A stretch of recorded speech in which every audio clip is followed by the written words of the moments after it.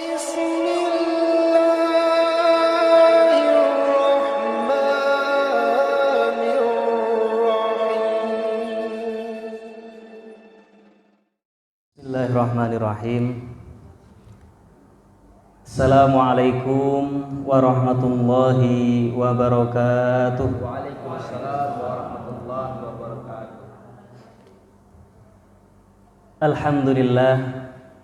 Alhamdulillahi nahmaduhu wa nasta'inuhu wa nastaghfiruh wa na'udzu billahi min sururi anfusina wa min sayyiati a'malina. May yahdihillahu fala mudhillalah wa may yudlil fala hadiyalah. Asyhadu an la ilaha illallah wa asyhadu anna Muhammadan abduhu wa rasuluh la nabiyya ba'dah. Allahumma salli ala sayyidina Muhammad wa ala alihi wa ashabihi wat tabi'ina ila yaumil qiyamah, amma ba'd. Wallahu ta'ala fil Qur'anil Karim, a'udzu billahi minasy syaithanir rajim. Bismillahirrahmanirrahim. Ya ayyuhalladzina amanu taqullaha wal tanzur nafsum ma qaddamat lighad wattaqullaha innallaha khabirum bima ta'malun. Shadaqallahul azim wa shadaqa rasulil karim, amma ba'du.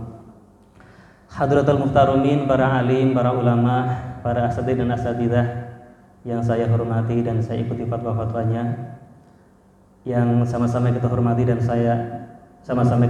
dan kita muliakan Ketua Mushola Ida Susanti yang alhamdulillah hadir di tengah-tengah kita, orang tua kita Bapak Dr. Muntoro.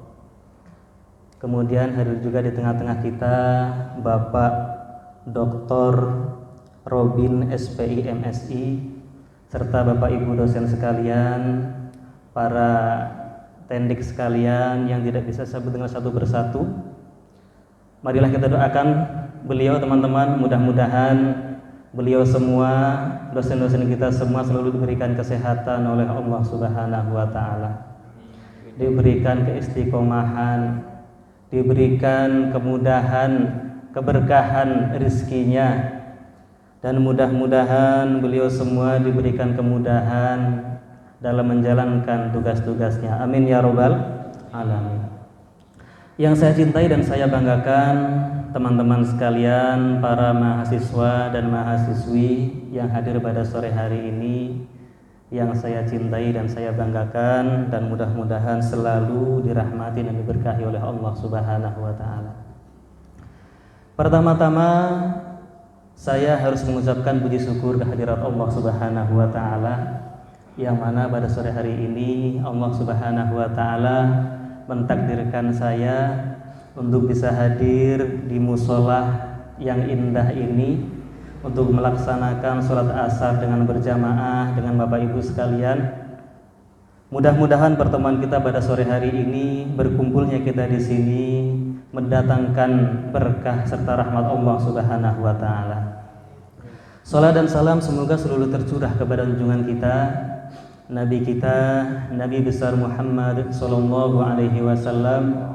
Mudah-mudahan kita semua selaku umatnya mendapatkan syafaat dari beliau di yaumil kiamah nanti. Amin amin ya rabbal alamin. Bapak Ibu sekalian, para jamaah sekalian rahimakumullah, ada pepatah mengatakan tak kenal maka tak sayang. Mungkin Bapak Ibu di sini, teman-teman di sini banyak yang belum tahu saya, banyak yang belum kenal sama saya. Mohon izin Pak, perkenalkan, nama saya Mustafa Tohari. Kalau di kampus di UBB biasa dipanggil Pak Mustafa atau Pak Tohari. Saya tadi sudah disampaikan oleh Bapak Robin, jadi asal saya, orang tua saya di Pulau Besar, tetapi saat ini saya menetap di Pangkal Balam. Dan di sini sebelumnya perlu saya sampaikan secara jujur ya Bapak Ibu, sebenarnya saya ini merasa sangat tidak pantas sekali berbicara di depan ini ya. Apalagi tausiah tadi seperti dikatakan Pak Robin tadi ya. Ya karena di depan saya ada Bapak Ibu para dosen di sini ya, yang secara keilmuan pasti lebih tinggi daripada saya. Dan di sini moderator kita namanya Pak Dr. Robin ini sebenarnya saya pikir kebalik Pak, seharusnya Bapak yang jadi pembicara. Saya jadi moderatornya gitu ya. Di mana-mana moderator itu ya lebih mudah daripada narasumbernya gitu. Tapi kali ini ya ternyata saya. Ini balik sebenarnya Pak ya. Maka dari itu di sini Bapak Ibu secara jujur saya sampaikan di sini saya tidak niat untuk berceramah, tidak niat untuk bertausiah ya. Tetapi di sini saya hanya ingin sedikit sharing saja ya. Mudah-mudahan sedikit yang saya sampaikan nantinya ada manfaatnya untuk kita semuanya. Bapak Ibu hadirin rahimakumullah. Alhamdulillah kita patut bersyukur pada Allah Subhanahu wa taala karena kita sampai hari ini masih diberikan limpahan nikmat oleh Allah Subhanahu wa taala. Di antara nikmat itu adalah kita masih diberikan kesehatan. Sehingga pada hari ini kita masih bisa melaksanakan sholat asar dengan berjamaah di penghujung bulan Syawal ini. Nah, ini bulan Syawal sebentar lagi sudah mau habis Pak. Bapak Ibu hadirin rahimakumullah. Berkenaan dengan bulan Syawal. Syawal itu merupakan bahasa Arab. Berasal dari kata syala bimakna irtifa'ah, yang artinya yaitu meningkatkan. Jadi Syawal itu artinya meningkatkan. Makna dari Syawal ini memberikan inspirasi kepada kita, memberikan motivasi kepada kita untuk meningkatkan amal ibadah kita kepada Allah Subhanahu wa taala. Ini sesuai dengan tema kita pada sore hari ini ya, luar biasa. Kiat peningkatan amal soleh di bulan Syawal.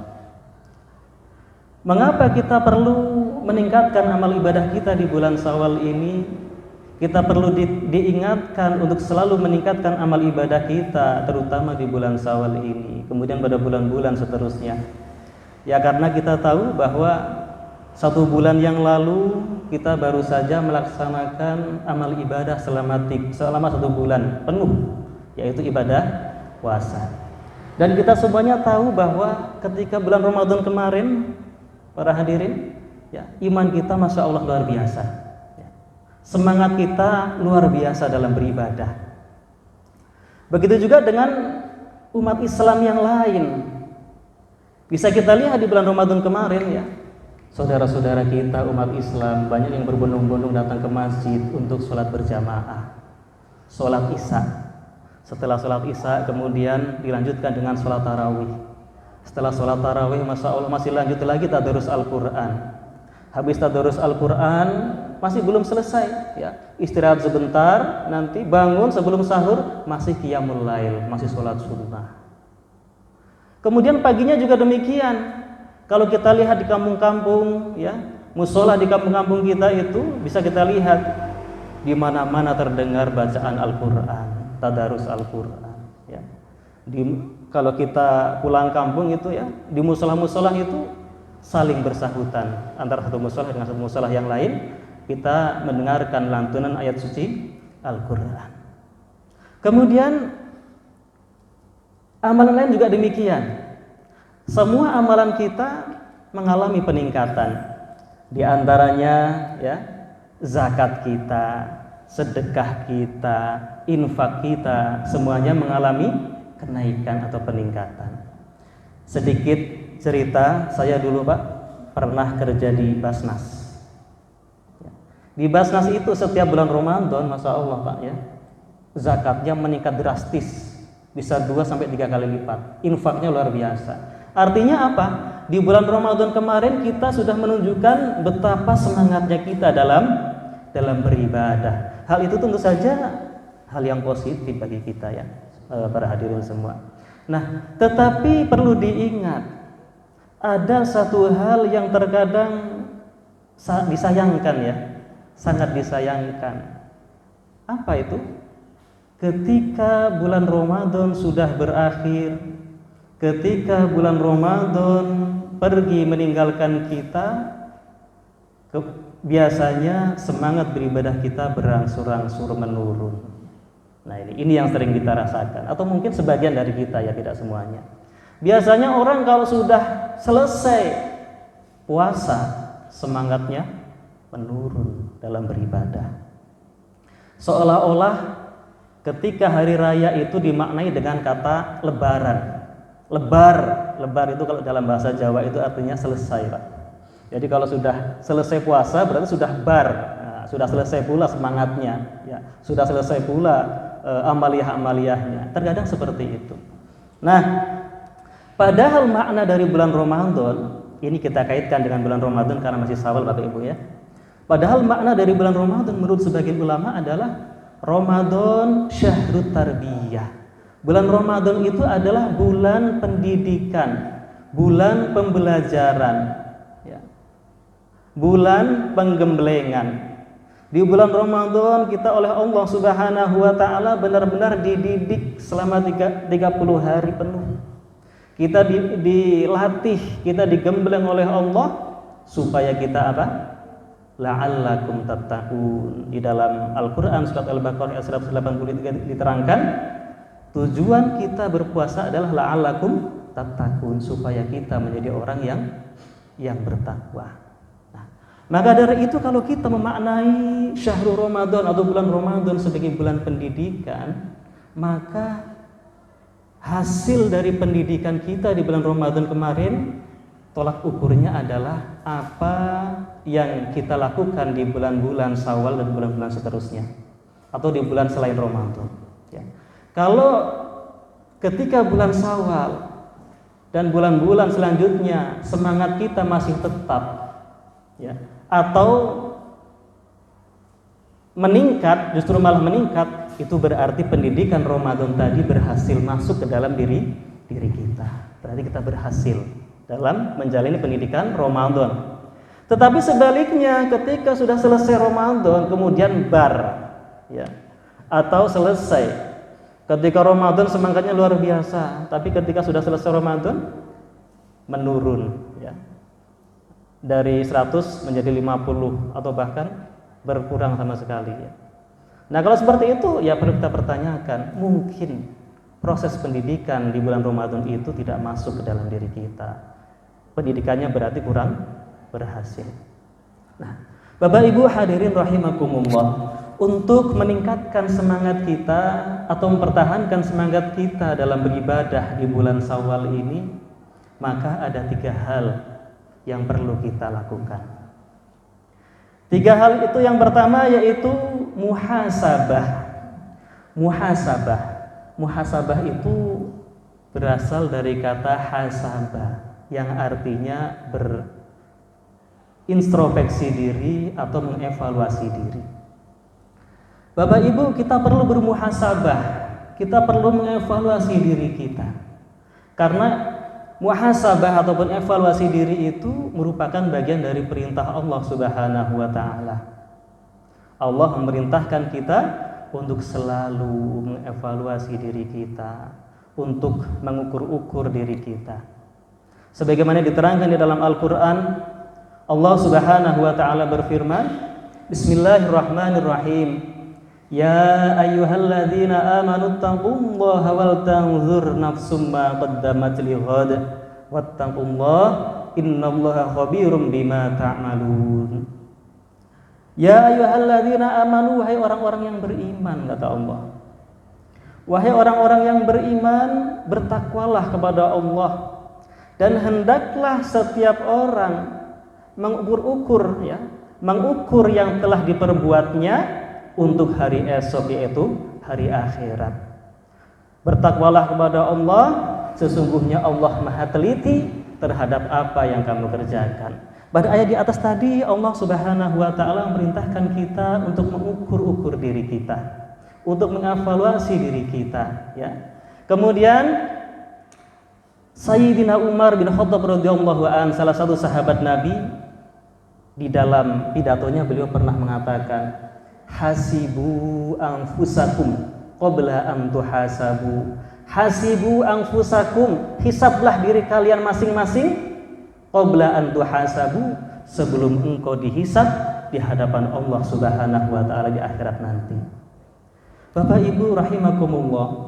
Lalu apa sih yang perlu kita evaluasi di dalam diri kita di bulan Syawal ini? Di antaranya adalah kita perlu mengevaluasi, kita perlu memperhatikan niat puasa kita pada bulan Ramadan kemarin. Apakah niat puasa, niat ibadah kita di bulan Ramadan kemarin benar-benar lillahi ta'ala, karena Allah Subhanahu wa ta'ala? Apabila niat kita karena Allah Subhanahu wa ta'ala, maka kita tahu bahwa tujuan berpuasa itu adalah la'allakum tattaqun, supaya kita menjadi orang yang bertakwa. Nah, karena kita tahu bahwa puasa kita adalah untuk menjadikan kita sebagai orang yang bertakwa, maka sudah semestinya kita mencerminkan tujuan dari puasa itu di dalam kehidupan kita sekarang ini. Kalau kita memang benar-benar orang yang bertakwa, untuk bertakwa itu tidak melihat waktu, tidak melihat musim, ya. Kalau kita dalam semangat dalam beribadah kok musiman, ya, di bulan Ramadan semangat betul, full 100%. Tapi kalau sudah selesai langsung turun drastis. Itu artinya kita taatnya masih musiman. Apa bedanya kita dengan rambutan, ya, dengan buah rambutan? Bapak Ibu, kalau rambutan itu kalau lagi musim, ya, kita lihat di Bangka ini kalau lagi musim, masya Allah luar biasa banyaknya, sampai nggak laku Pak, ya, sampai nggak laku. Tapi kalau lagi nggak musim, kadang-kadang kita nyari aja nggak ada. Semestinya keimanan kita, semangat kita jangan musiman, jangan seperti buah rambutan itu, ya. Hadirin rahimakumullah. Kemudian kita juga perlu muhasabah, kita perlu menghayati hal apa saja sih yang membuat kita semangat di bulan Ramadan kemarin. Kita cari apa yang membuat kita semangat, kemudian kita salurkan, ya, kita amalkan, kita tunjukkan di bulan Syawal ini dan bulan-bulan yang akan datang. Muhasabah, introspeksi. Kemudian yang kedua, hal yang perlu kita lakukan supaya kita selalu semangat dalam beribadah, yaitu mujahadah. Mujahadah berasal dari kata jahada yang artinya sungguh-sungguh. Kita diperintahkan untuk selalu bersungguh-sungguh. Sungguh-sungguh dalam hal apa? Sungguh-sungguh dalam hal mempertahankan amaliyah kita yang telah kita lakukan di bulan Ramadan kemarin. Bapak Ibu, kalau di bulan Ramadan kemarin, ya, kita mampu menghatamkan Al-Quran dalam 1 bulan, maka sudah semestinya di bulan Syawal ini kita juga bisa menghatamkan Al-Quran. Kalau tidak bisa 1 bulan, minimal 2 bulan sekali atau 3 bulan sekali. Kalau di bulan Ramadan kemarin kita begitu senang sholat berjamaah, ya, begitu senang datang ke masjid, maka sudah semestinya, ya, di bulan Syawal ini kita juga masih semangat dalam sholat jamaah. Kalau di bulan puasa kemarin kita mampu menahan hawa nafsu kita, ya, mampu mengendalikan hawa nafsu kita selama sebulan penuh, sudah semestinya di bulan Syawal ini kita juga mampu mengendalikan hawa nafsu kita. Kalau bulan Ramadan, masya Allah, ya Bapak Ibu, ini kalau misalnya ibu-ibu atau kita bapak-bapak, ya, lagi tongkrongan, lagi nongkrong, lagi santai, tiba-tiba ada kawan yang ngomongin orang gitu, ya, atau ghibah bahasanya. Kalau kita lagi puasa pasti kita langsung ingat, maaf kok aku puasa, nah gitu kan. Ada anak muda kalau lagi bulan puasa ini diajak sama pacarnya ketemuan berdua, dia pasti ingat, maaf ini lagi puasa ini, nggak boleh puasa-puasa gitu kan. Nah, Bapak Ibu, kita seharusnya kita di bulan ini juga mampu untuk melakukan hal demikian, ya, mujahadah.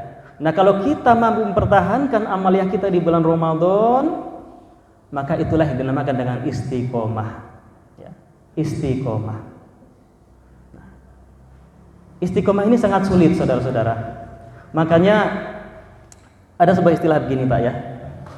Jadi dalam melakukan sebuah ibadah, itu yang sulit itu bukan memulai, tetapi istiqomah.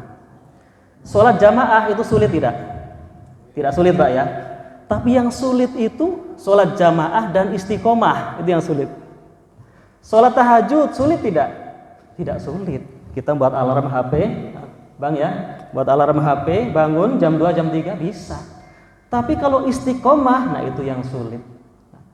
Jadi bukan memulai tapi istiqomahnya. Makanya ada sebuah makalah yang mengatakan al-istiqomatu khairum min alfi karomah. Istiqomah itu lebih baik daripada 1000 kemuliaan. Ya. Jadi yang kedua adalah mujahadah, bersungguh-sungguh mempertahankan semangat kita, mempertahankan amaliah kita di bulan Ramadan kemarin untuk diteruskan di bulan-bulan Syawal dan bulan-bulan seterusnya supaya kita bisa menjadi orang yang istiqomah. Bapak Ibu hadirin rahimakumullah. Kemudian yang 3 atau yang terakhir ya, supaya kita diberikan semangat ya, dalam beribadah di bulan Syawal ini, yang perlu kita lakukan yaitu muraqabah. Apa muraqabah? Muraqabah itu berasal dari kata raqabah, yang artinya raqabah itu artinya mengawasi.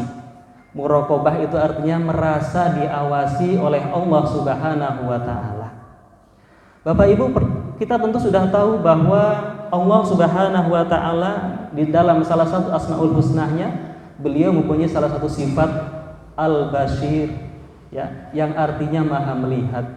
Allah itu zat yang Maha melihat, Maha mengawasi. Kita sebagai hambanya juga termasuk yang diawasi oleh Allah Subhanahu wa ta'ala. Kalau kita menancapkan sifat muraqabah, merasa selalu diawasi oleh Allah Subhanahu wa ta'ala, merasa selalu dilihat oleh Allah Subhanahu wa ta'ala, maka kita akan terpacu untuk lebih semangat dalam beribadah. Di dalam kehidupan kita, di dalam dunia kerja misalnya, kalau kita lagi kerja ya, kemudian diawasi oleh atasan kita, biasanya kita akan lebih semangat, gitu Pak ya, akan lebih semangat. Wah, ada dekan masuk, wah kita semangat. Mau santai-santai, nggak enak kita ya. Ada rektor, kita akan lebih semangat. Ya, itu dalam pekerjaan. Nah, begitu juga dalam beribadah. Dalam beribadah seharusnya kita akan lebih semangat apabila kita merasa selalu diawasi oleh Allah Subhanahu wa ta'ala. Makanya Rasulullah Shallallahu alaihi wasallam di dalam hadisnya mengatakan, "Anta'budallah ka'annaka tarah, fa illam takun tarah, fa innahu yarak." Kata Nabi, beribadahlah kepada Allah seolah-olah engkau melihat Allah. Dan apabila engkau tidak bisa melihat Allah, maka ingatlah sesungguhnya fa innahu yarak, sesungguhnya Allah itu melihatmu, kata Nabi. Nah, kalau kita merasa dilihat oleh Allah ya, maka kita akan lebih semangat ya, akan lebih terpacu dalam ibadah. Kalau dilihat atasan aja kita semangat, kok apalagi dilihat Allah Subhanahu wa ta'ala. Makanya cerita dalam hadis ini, pada zaman dulu para salafus soleh, para sahabat Nabi ya, ketika sholat tidak jarang mereka itu benar-benar lupa sama dunia. Zaman dulu diceritakan di dalam beberapa kitab, para wali Allah, para ulama-ulama khos pada zaman dulu, ketika sholat tidak jarang dari mereka ada yang pingsan ketika mengucapkan Allahu Akbar. Karena apa? Karena mereka betul-betul menyaksikan Allah di dalam dirinya. Dalam artian mereka yakin bahwa Allah melihatnya. Allah benar-benar masuk di dalam hatinya. Nah, beda dengan kita Bapak Ibu ya. Kalau kita itu, kalau para sahabat ketika sholat ya, dia dalam hatinya hanyalah Allah Subhanahu wa ta'ala. Yang lain tidak ada, semua bersih. Nah, kalau kita kadang-kadang masih beda. Allahu Akbar, yang teringat bukan Allah, proyek Pak ya. Allahu Akbar, Masya Allah, gaji masih tanggal muda sudah habis gitu ya. Ibu-ibu biasanya ya di rumah Allahu Akbar, ingat jemuran. Nah akhirnya kadang-kadang kita itu kalau kunci motor hilang pas sholat kadang-kadang malah ingat, oh di sana ternyata ya. Nah itu kita sebagai orang biasa. Nah Rasulullah SAW memerintahkan kita supaya kita merasa selalu diawasi oleh Allah, termasuk di dalam ibadah kita. Supaya apa? Supaya kita akan lebih semangat dalam melakukan ibadah. Kemudian muraqabah, sifat merasa selalu diawasi oleh Allah Subhanahu wa taala juga membuat kita itu tidak mudah melakukan maksiat. Orang kalau merasa diawasi oleh Allah, ketika dia akan maksiat dia akan malu. Oh iya, saya lagi dilihat Allah. Maka dia akan malu. Nah, itulah muraqabah. Bapak Ibu hadirin rahimakumullah, ya.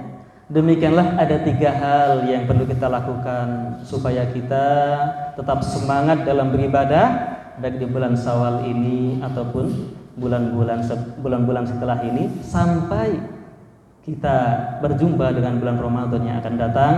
3 hal itu adalah apa? Muhasabah, introspeksi diri, mujahadah, bersungguh-sungguh dalam istiqomah dalam beramal, dan yang ketiga atau yang terakhir yaitu muraqabah, merasa selalu diawasi oleh Allah Subhanahu wa taala. Mungkin cukup sekian yang bisa saya sampaikan. Mohon maaf apabila terdapat kekurangan. Mudah-mudahan Allah Subhanahu wa taala memberikan kekuatan kepada kita semua, memberikan keistiqomahan kepada kita semua untuk selalu semangat beribadah sampai akhir hayat kita nanti. Amin ya rabbal alamin. Cukup sekian. Assalamualaikum warahmatullahi wabarakatuh. Waalaikumsalam warahmatullahi wabarakatuh. Terima kasih Ustaz. Ditahan dulu. Kita langsung saja ke sesi tanya jawab. Mumpung ada Ustaznya di sini. Dari Bapak dulu. Silakan Bapak. Tanya. Tadi Pak Mudoro itu mau bertanya. Baru dilanjutkan oleh ibu-ibu. Silakan Pak Mudoro dulu. Ya.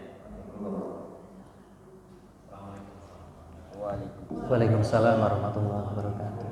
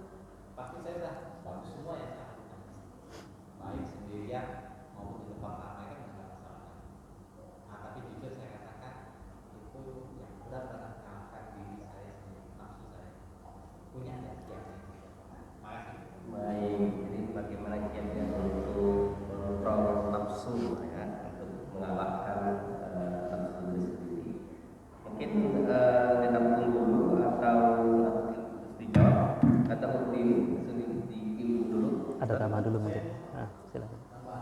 Oh, pertanyaan juga.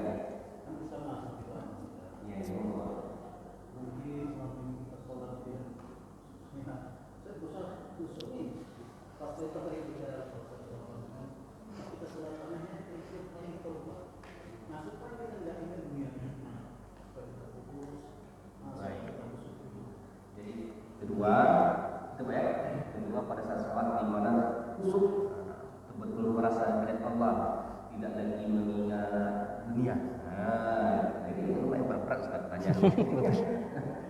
Kalau Ustaz untuk kalau friend untuk saya. Iya.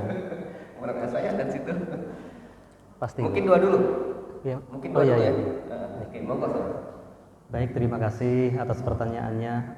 Sekali lagi sebenarnya terbalik ini. Seharusnya saya yang tanya Pak Dokter, saya yang tanya Pak Muntoro seharusnya.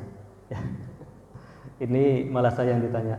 Mungkin Pak Robin mungkin bisa ini memberikan jawaban. Baik. Di sini saya ingin mencoba untuk menjawab Pak ya. Mohon dimaklumi kalau jawaban saya kurang memuaskan. Saya akan menjawab sesuai dengan apa yang saya pahami. Tadi Bapak Dr. Muntoro tadi bertanya bagaimana supaya kita bisa mengalahkan hawa nafsu. Itu intinya Pak ya. Karena untuk mujahadah, muhasabah, muraqabah, mujahadah, muraqabah, tiga hal itu mudah disebutkan, tapi prakteknya tidak semudah itu. Jadi kalau saya ditanya Pak, bagaimana cara mengalahkan hawa nafsu? Sebenarnya hal yang dialami oleh Bapak tadi itu hal yang biasa. Kita perlu kita menyadari bahwa kita ini hanyalah manusia. Kita bukan malaikat dan kita juga bukan setan. Kalau setan itu pasti salah, kalau malaikat itu pasti benar karena nggak punya nafsu. Tapi kalau manusia itu kita bisa benar bisa salah karena kita berlawanan dengan hawa nafsu. Maka dari itu ketika para sahabat selesai melakukan perang Badar, perang yang sangat dahsyat waktu itu, Rasulullah berkata kepada para sahabat, "Wahai para sahabat, setelah ini kamu akan menghadapi jihad yang lebih besar," kata Nabi. Para sahabat kaget Pak, masih capek, masih sakit habis perang, ya. Kok kata Nabi ada jihad yang lebih besar lagi dari perang Badar tadi. Kemudian para sahabat tanya, apa jihad itu ya Rasul? Jihadun nafsi, jihad melawan hawa nafsu. Jadi itu hal yang biasa sebenarnya. Cuma Allah Subhanahu wa taala itu Maha mengetahui. Allah itu kan tidak hanya melihat lahir saja, tapi juga melihat batin kita. Kemauan kita, niat kita, proses kita, Pak, semuanya itu dinilai oleh Allah Subhanahu wa taala sebagai ibadah. Kemudian yaitu jadi proses kita berusaha berproses itu sudah dihitung sebagai ibadah oleh Allah Subhanahu wa taala. Walaupun pada akhirnya hasilnya tidak sempurna gitu, Pak ya. Bukan hasilnya tapi prosesnya. Yang penting kita ada niat dan ada usaha. Mungkin ada beberapa cara yang perlu kita lakukan supaya lebih mudah dalam ikhtiar itu. Apa? Di antaranya adalah membersihkan hati kita. Kalau kita lihat lagunya Opik itu, tombol hati itu ada 5. Ya. Di antaranya apa? Berkumpul dengan orang-orang soleh. Kita berkumpul dengan komunitas yang bisa mendorong kita untuk selalu ingat kepada Allah Subhanahu wa ta'ala. Insya Allah dengan demikian, ya. Dengan demikian nanti kita akan lebih termotivasi dan lebih terdorong untuk lebih bisa mengamalkan 3 hal tadi. Kira-kira begitu Pak. Mohon maaf kalau ada. Mungkin ada tambahan Pak. Silakan. Baik, terima kasih. Yang kedua tadi Pak. Ya silakan. Gimana Pak? Bentuknya dari kalau bisa untuk sholat tadi tidak terlintas ini macam-macam. Pak Ferry, ya Allah. Sama Pak. Bapak siapa? Pak Ferry juga. Pak Ferry, pertanyaan yang sangat bagus. Bagaimana sih supaya kita bisa khusyuk dalam sholat itu ya? Kita ketika sholat cuma ingat Allah, tidak ingat yang lain gitu. Tidak ingat kerjaan, tidak ingat anak, tidak ingat urusan yang lain gitu kan Pak ya? Nah, itu sebenarnya hampir semua orang mengalami hal itu. Ya. Makanya kita diingatkan oleh para ulama, kita harus selalu merasa bahwa kita itu apa? Dilihat oleh Allah Subhanahu wa taala. Ya. Di antaranya kita ketika sholat, ya, ini cara-caranya Pak ya, barangkali bisa dipraktekkan. Kita merasa bahwa di hadapan kita itu adalah Allah Subhanahu wa taala. Kita hadirkan di dalam hati kita bahwa Allah itu sedang mengawasi kita ketika kita sholat. Jadi Allah benar-benar hadir. Itu salah satu cara untuk khusyuk. Kemudian yang kedua, kita perlu lebih memahami, lebih menghayati makna dari bacaan sholat yang kita baca, Pak. Misalnya Alhamdulillahirabbil alamin. Atau gini misalnya, kita sedang sujud, kita membaca apa? Subhana rabbiyal a'la wa bihamdi. Subhana maha suci. Maha suci Allah, rabbiyal a'la, Tuhan yang maha tinggi. Wa bihamdi, dan segala puji bagi Allah. Kita ketika sujud, kita lagi mengucapkan, ya Allah, Engkau adalah zat yang maha tinggi, kita rendah. Nah, kita hayati bacaan yang kita baca ketika sholat itu. Nah, kemudian yang ketiga, ya, cara yang ketiga yaitu kita fokus kepada tempat sujud. Nah, jangan melihat ke depan, tapi fokus ke tempat sujud. Nah, karena kalau kita melihat ke depan, nah kita melihat orang lain. Nah, siapa tahu di depan kita ada orang yang punggungnya ada tulisannya atau gambarnya ya misalnya. Nah, kita nanti fokusnya teralihkan gitu. Saya kira itu, Pak, ya. Merasa dilihat oleh Allah, kemudian apa? Meresapi bacaan sholat kita, dan yang ketiga adalah fokus lihat kita ke arah tempat sujud kita. Terima kasih, Pak. Kita amalkan bersama-sama.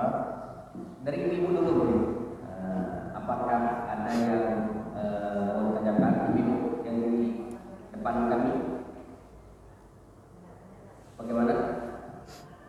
Ibu boleh jawab pada kami. Mau minta mic apa? Ada pertanyaan ibu? Belum. Dari sisi kanan saya, apakah ada yang ditanyakan? Satu lagi mungkin ya, mengimbang waktu kita satu lagi pertanyaan saja. Pak Zulfat,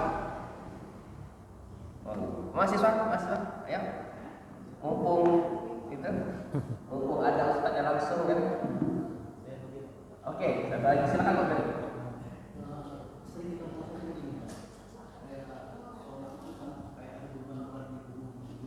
Gimana? Oh, untuk melaksanakan sholat salat terakhir untuk masuk subuh.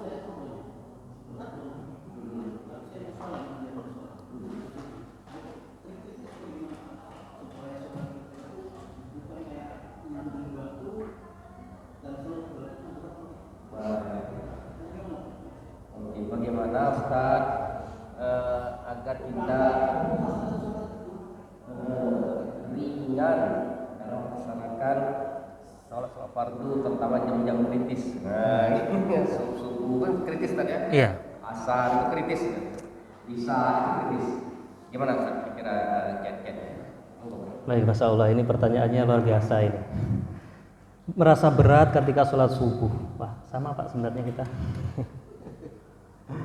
Ya, jadi kita diingatkan oleh Rasulullah Shallallahu Alaihi Wasallam, ketika engkau sedang sholat, maka ingatlah seolah-olah itu adalah sholat terakhir. Dan ketika engkau sedang bekerja, maka seolah-olah kita itu akan hidup selamanya. Artinya apa? Ketika kita kerja harus semangat, harus fokus, seolah-olah kita masih lama hidupnya ya. Tetapi ketika kita sholat, pikirkan di dalam hati kita seolah-olah itu adalah sholat yang terakhir untuk kita dan besoknya kita meninggal. Kalau kita di dalam hati kita terlintas pemikiran seperti itu, pasti kita tidak menyia-nyiakan waktu, ya, tidak menyia-nyiakan sholat itu.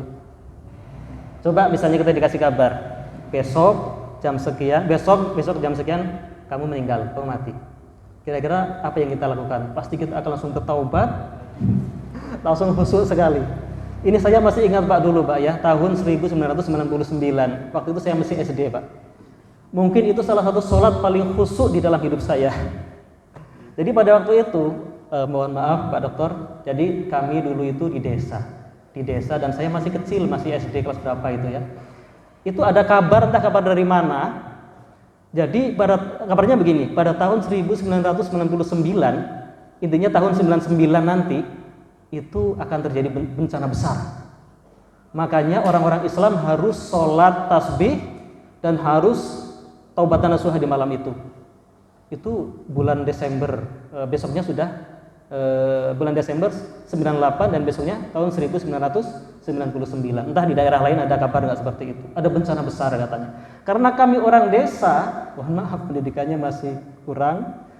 Kami semua percaya itu, termasuk saya, apalagi saya masih kecil itu ya. Dan saya melihat Masya Allah orang-orang itu khusyuk sekali ibadahnya, seolah-olah besok mau mati. Karena memang percaya gitu. Nah saya kira kalau kita punya pikiran seperti itu sangat baik sekali Pak. Jadi kita pikirkan, siapa tahu ini adalah sholat terakhir kita. Kita tidak pernah tahu. Idza jaa ajaluhum la yastakhiruna sa'atan wa la yastaqdimun. Ya, kalau ajal sudah datang tidak bisa ditunda dan tidak bisa dimajukan. Dan kita tidak tahu kapan ajal itu datang. Ya, orang muda pantas mati. Orang tua juga pantas untuk mati. Bayi bisa juga meninggal kalau sudah waktunya. Saya dengan Pak Dr. Robin, mungkin ya beliau duluan, saya belakangan. Atau sebaliknya Pak ya, saya belakangan, beliau duluan. Nah kita nggak tahu, jadi kita harus mengingat bahwa Pak, itu ikhtiar kita Pak ya, mengingat bahwa itu adalah sholat terakhir kita. Ya, terima kasih Pak.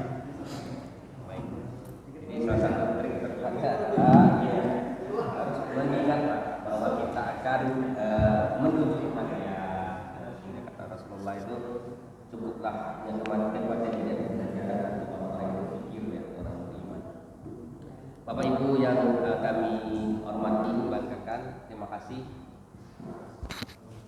atas pertanyaan yang luar biasa Ustaz Mustafa Tohari. Terima kasih atas berkenan waktunya. Sama-sama. Dengan ini berakhir sudah acara kita pada hari ini. Semoga apa yang disampaikan itu bisa menambah pundi-pundi amal kita. Amin ya rabbal alamin. Menjadi amal jariah kita, tentunya beruntas terus untuk menguatkan iman, menuju takwa kita, meningkatkan takwa kita. Untuk acara ini mohon Ustaz Mustafa Tohari berkenan untuk memimpin doa. Di sini terus Ustaz kan? Saya dulu masalahnya ngarang beliau itu.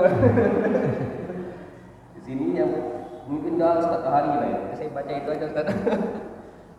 Mohon berkenan untuk memimpin doa penutup supaya acara ini berkah dan kita bisa mencapai 3 kategori yang Ustaz bisa tadi. Para Ustaz yang istiqomah, muhasabah dan seterusnya. Waktu dan tempat Ustaz dan persilakan. Baik, sebelum berdoa sekali lagi saya mengucapkan terima kasih atas kesempatannya dan mohon maaf kalau dalam penyampaian saya ada yang kurang ataupun kurang berkenan, saya mohon maaf yang sebesar-besarnya. Kalau ada baiknya bisa kita ambil. Bismillahirrahmanirrahim. Alhamdulillahirabbil alamin, hamdan syakirin, hamdan na'imin, hamdan yuwafi ni'amahu wa yukafi'u mazidah. Ya Rabbana lakal hamdu kama yanbaghi li jalali wajhikal karim wa 'azimi sultanik. Allahumma shalli wa sallim ala sayyidina Muhammad salatan tunjina biha min jamil ahwal wal afat wa taqdi lana biha jami'al hajat wa tutahhiruna biha min jami'is sayyi'at wa tarfa'una biha indaka 'ala darajat wa tuballighuna biha aqsal ghayati min jami'il khairati fil hayati wa ba'dal mamat. Allahumma sabbit imanana wa nawwir qulubana wa barik lana fima ataitana wa sallimna fid dunya wal akhirah. Allahumma nawwir qulubana bi nuri hidayatika kama nawwartal arda bi nuri syamsika abadan abada bi rahmatika ya arhamar rahimin. Allahumma inna nas'aluka ilman nafi'ah wa imanan thabita wa yaqinan shadiqa wa lisanan dzakira wa qalban khashi'a wa qalban munawwara wa aqlan dzakiyya wa badanan qawiyya wa badanan sahiha wa kalaman baligha wa amalan sholihan maqbula wa akhlaqan karimah wa taubatan nasuha wa rizqan halalan thayyiban wa su'an barakah innaka ala kulli syai'in qadir. Allahumma ighfir li wa li walidayya warhamhuma kama rabbawna shighara. Rabbana hab lana min azwajina wa dhurriyyatina qurrata a'yun waj'alna lil muttaqina imama. Allahumma ja'alna wa talamidana wa man fi majlisina hadza min ahli al-ilmi wal khair wa la taj'alna min ahli al-jahli wa ahli ad-dair. Allahumma ya maliku ya wadud ya muqallibal qulub malikna ulumal ulama ila asfiya wa qallib qulubahum wa sumsirhum alayya bihaulika wa quwwatika innaka ala kulli syai'in qadir. Rabbana zalamna anfusana wa illam taghfir lana wa tarhamna lanakunanna minal khasirin. Rabbana atina fid dunya hasanah wa fil akhirati hasanatan wa qina adzabannar. Wassallallahu ala sayyidina Muhammadin wa ala alihi wasallam. Subhana rabbika rabbil izzati amma yasifun. Wassalamun alal mursalin walhamdulillahi rabbil alamin. Barakatuh suratul Fatihah. A'udzu billahi minasyaitonir rajim. Bismillahirrahmanirrahim. Alhamdulillahi rabbil alamin arrahmanir rahim maliki yaumiddin. Iyyaka na'budu wa iyyaka nasta'in. Ihdinas siratal mustaqim. Siratal ladzina an'amta 'alaihim ghairil maghdubi 'alaihim waladdallin.